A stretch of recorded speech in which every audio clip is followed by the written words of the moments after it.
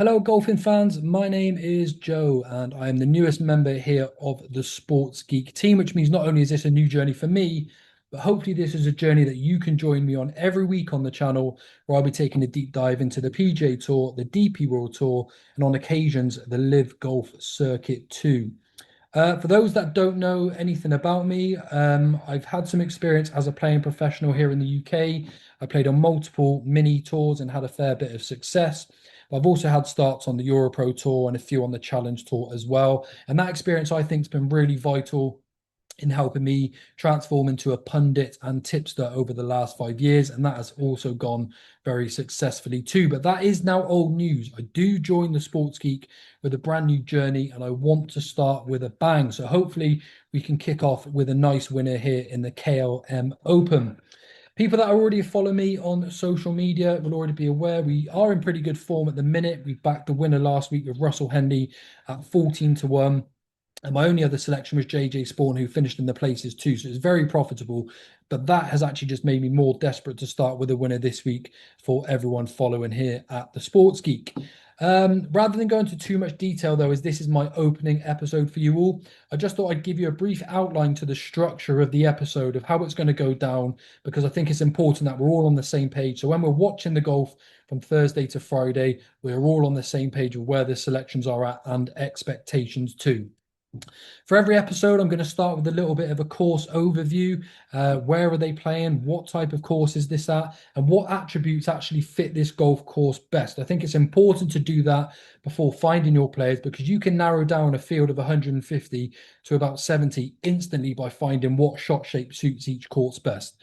Now, of course, that doesn't always correlate, but this is an attribute that I like to follow, because I think finding players that have the right shot shape and trajectory and things like that are much more useful overall than a big pool of stats. But we will go into that episode by episode, and I'll give you a reason into why my selection is so unique and what's helped me be obviously successful up to this point with my selections so far. I will then obviously have a look at some stats for you anyway. It is still important to give some form of overview, but I would also take a look at players at the top of the market.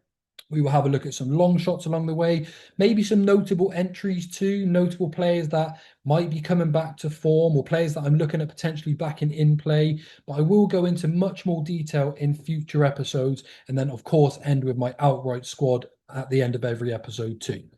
But we're going to keep it a little bit briefer just on this opening occasion, and we're going to get straight into the action. First of all, by taking a look at the core. So we're going to look at the DP World Tour in this episode, and starting off with the KLM Open, which takes place at the International Golf Club in Amsterdam, Netherlands. 6,914 yards, but this is a par 71. So even though it looks quite short on paper, it's actually a really strategic layout. And because it's like a modern inland link style golf course, and because it's quite exposed to wind, it can get really tricky around here. The scores haven't been overly low in the last few years. I think Connor Syme won it last year with 11 under par.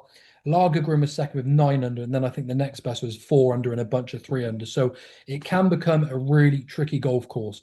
I think the way to look at this place is you could do with a player that can move the ball both ways. It's probably quite helpful. But I think the most important factor here this week is bogey avoidance, distance control, and those that can flight their irons and wedges, because that is what's going to enable these players to hit most greens. The way you flight your wedges and irons as well consistently is by being a good ball striker. So there's a few correlating factors into what's making my squad this week. I've actually got a 4-man squad, 2 quite aggressive, volatile players, and then 2 quite conservative. But I think that gives us a really good balance. There are quite big greens here, very undulating, which isn't really a common trait for courses in the Netherlands either. But there are some that are very, very shallow. So your attack angles are quite important here. Yet again, making ball striking and distance control very, very important. Shot shape, not a massive factor at this course where it is at some. But if you can move the ball both ways at this course, you might have an advantage, providing that you're striking the ball well. A couple of the stats that you may want to consider for those that do like looking at stats is bogey avoidance. I think that would be quite important around here. There aren't a lot of low scores that are going to get posted here quite consistently. So if you can find a player that has a low bogey avoidance, your players like your Jaden Shapers and Nathan Kimseys, they're going to give you a good run for your money. Whether they have enough to win the tournament, who knows? But they are going to have a real good chance at posting some sort of number to keep them in contention. But the number one main factor this week has to be distance control, which comes from good ball striking. So a bit of recent consistency with the irons is definitely welcomed at this course. Okay, as mentioned, not going to take too long in this opening episode, just to give you an outline of how the episodes run through. I'm going to flesh these out as we go, and hopefully you can stick with me as we go along. My highlight selection this week has actually been really well backed so far. We've got Dan Hillier. He is world number 90 and a best price of 20 to 1. He's 10th in the road to Dubai this year. He's already a DP World Tour winner, having won the British Masters at the Belfry in 2023. And he's got a very, very good resume. He is certainly due a win. He's actually missed 3 bad cuts until a good return to form recently last week. And those 3 missed cuts, to be fair, they were at courses that he should have been able to put a good number together, but he was rather let down by his putting. Didn't necessarily score poorly, just didn't make enough putts. However, last week, he really started to find that momentum again in the Austrian Open. Now, the Austrian Open, probably a course that I wouldn't have had down as one that really suits Daniel Hillier, but he did finish in a tie for 7th, and he continuously got better through the week. He shot 69, 67, and then finished the weekend with 265s. It was really, really solid. His play from tee to green hadn't necessarily been great on the leader, but he seems to have been striking the ball much better again now. He was hitting the ball right to left, left to right.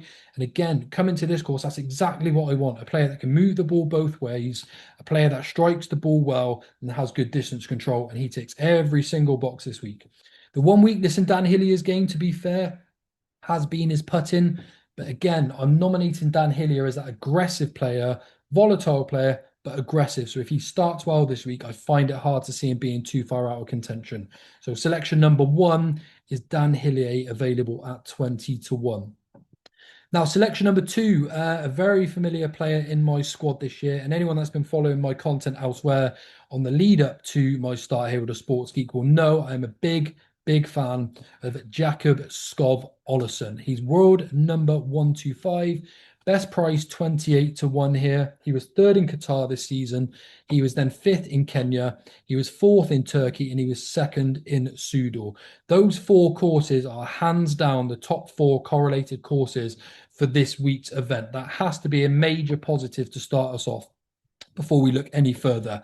Now, last week, like Dan Hillier, played in Austria. Probably not the ideal course when you look at the credentials that Skov Olesen offers, but he did still finish 26th, a real respectable finish there. And if you look at his last 8 rounds, all of those have finished in the 60s whilst not playing at his peak form. Again, Skov Olesen, definitely like Dan Hillier, loves to throw in a bogey, loves to throw in a double bogey too, but hopefully the birdie rate can counteract that at this sort of golf course where loads of players are going to be making bogeys through this event. It's just how you manage it from there. If either Skov Olesen or Hillier start fast this week, there is no doubt they are going to be there or thereabouts at the finish, but they both also have the ability to score well from much further back in the field as well. So they have to come into big consideration here with plenty on offer. Now, my next 2 players are definitely at bigger prices. We're going to start off with Dan Bradbury at 55 to 1.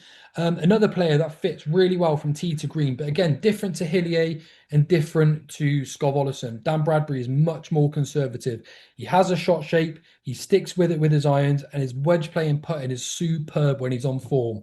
Now, that putting and that wedge play generally only correlates when the rest of his game is playing well. He's very much sort of a confident style player.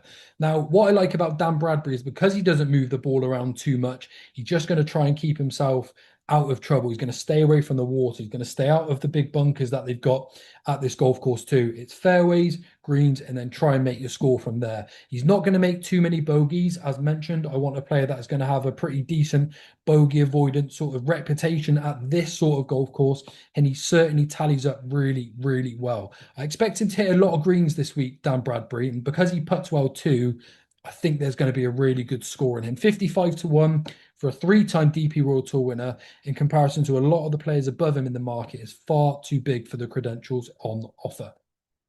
And then finally, the last player for this 4-man squad this week for the KLM Open is going to be Martin Couvra at 45 to 1. A really, really classy French player, made a breakthrough on the DP World Tour last year, winning the Turkish Open. Remember, I mentioned that's a really good correlating golf course.